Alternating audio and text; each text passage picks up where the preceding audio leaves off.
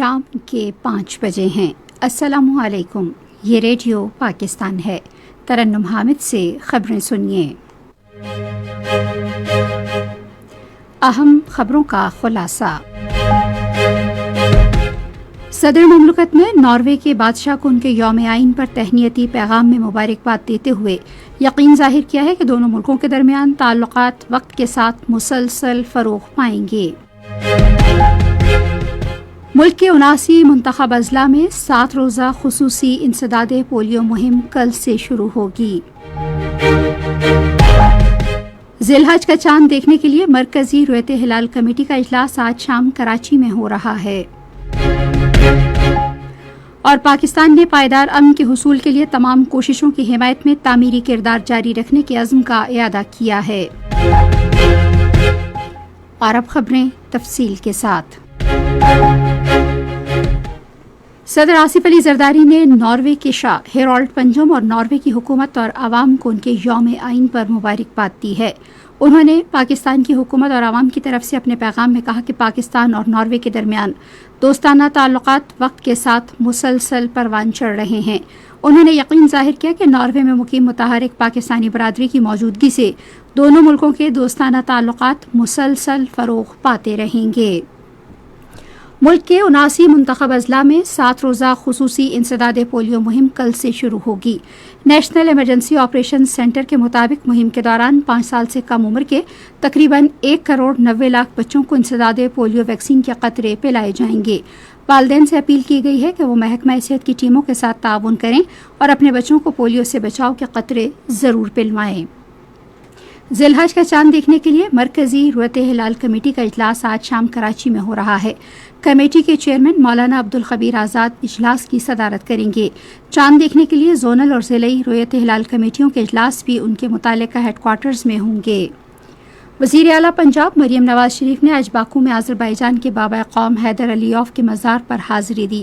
انہوں نے مزار پر پھولوں کی چادر چڑھائی اور فاتحہ خوانی کی۔ بعد میں وزیر اعلیٰ نے شہداء کی یادگار پر بھی پھول چڑھائے اور آذربائیجان کے ہیروز کی قربانیوں کو خراج عقیدت پیش کیا۔ وفاقی حکومت نے پہلی قومی شہری حکمت عملی پر مشاورت شروع کی ہے، جس کا مقصد شہروں کو سیلاب، گرمی کی لہروں، پانی کی قلت اور غیر منظم تعمیرات سے بچانا ہے۔ مشاورتی عمل کا آغاز آج اسلام آباد میں وزارت موسمیاتی تبدیلی اور UN ہیبیٹیٹ پاکستان کے زیر اہتمام مشترکہ طور پر ایک اعلیٰ سطح کی قومی ورکشاپ کے دوران کیا گیا۔ اعلیٰ وفاقی اور صوبائی حکام، ہنگامی ادارے کے حکام، شہری منصوبہ ساز، ترقیاتی ماہرین اور بین الاقوامی تنظیموں نے اجلاس میں شرکت کی، جس کا مقصد پاکستان کے تیزی سے پھیلتے ہوئے شہروں کے لیے موسمیاتی نقصانات سے بچاؤ کی حکمت عملی کی تیاری میں مدد دینا ہے۔ پاکستان نے اقوام متحدہ میں مذاکرات کو فروغ دینے اور دیرپا امن کے حصول کی غرض سے تمام کوششوں کی حمایت کرنے کے لیے اپنا تعمیری کردار جاری رکھنے کے عزم کا اعادہ کیا ہے۔ اقوام متحدہ میں پاکستان کے مستقل مندوب عاصم افتخار احمد نے نیو یارک میں توانائی اور رسد کے نظام کے تحفظ سے متعلق ایک اجلاس سے خطاب کرتے ہوئے کہا کہ عالمی توانائی اور رسد میں حالیہ رکاوٹوں کے ہر خطے پر منفی اثرات مرتب ہو رہے ہیں۔ انہوں نے کہا کہ عالمی سطح پر ایندھن کی قیمتیں دوگنا سے بھی زائد ہو چکی ہیں اور 3,20,00,000 اضافی افراد کے غربت کا شکار ہونے کا خطرہ ہے۔ عاصم افتخار احمد نے کہا کہ پاکستان سب سے زیادہ متاثرہ ممالک میں شامل ہے۔ انہوں نے کہا کہ حالیہ رکاوٹوں سے ایندھن کی اچانک قلت، قیمتوں میں اضافہ اور ہمارے لاکھوں گھرانوں پر مہنگائی کا دباؤ بڑھ گیا ہے۔ پاکستانی مندوب نے کہا کہ ترقی کے ہمارے اجتماعی مقصد کے لیے پرامن تصفیے کے ذریعے تنازع کا خاتمہ ناگزیر ہے۔ ایک معروف نیپالی کوہ پیما کامی ریتا شرپا نے آج 32ویں بار 8,849 میٹر بلند ماؤنٹ ایوریسٹ کی چوٹی سر کر لی۔ انہوں نے پہلی بار 1994 میں یہ چوٹی سر کی تھی اور 2014، 15 اور 2020 کے سوا ہر سال اس کارنامے کو دہرایا۔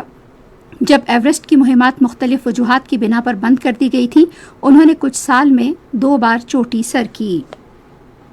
اور سیلہٹ میں دوسرے اور آخری کرکٹ ٹیسٹ کے دوسرے روز بنگلہ دیش نے پاکستان کے خلاف اپنی دوسری اننگز میں آج کھیل ختم ہونے تک 110 رنز بنائے اور اس کے 3 کھلاڑی آؤٹ ہوئے تھے۔ بنگلہ دیش کو پاکستان پر 156 رنز کی مجموعی برتری حاصل ہے۔ بنگلہ دیش نے اپنی پہلی اننگز میں 278 جبکہ پاکستان نے اپنی پہلی اننگز میں 232 رنز بنائے تھے۔ 2 میچوں کی سیریز میں بنگلہ دیش کو 1-0 سے برتری حاصل ہے۔ اسی کے ساتھ خبریں ختم ہوئی. مزید خبروں اور تجزیوں کے لیے آئیے ہماری ویب سائٹ پر radio.gov.pk اور فیس بک کے link radio Pakistan news official پر براہ راست ویڈیو اسٹریمنگ بھی ملاحظہ کیجیے.